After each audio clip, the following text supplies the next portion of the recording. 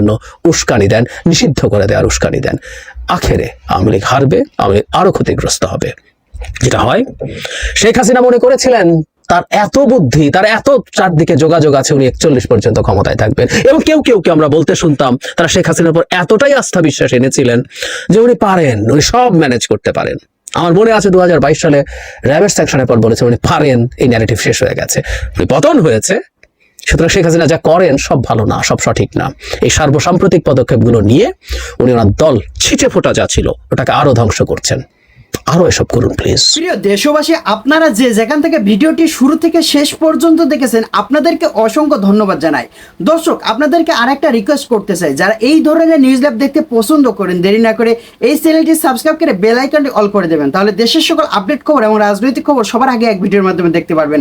তাহলে দর্শক শ্রোতা সবাই ভালো থাকবেন, সুস্থ থাকবেন। দেখা হবে পরবর্তী নেক্সট কোনো নিউজ অথবা দেশের কোনো আপডেট খবর নিয়ে।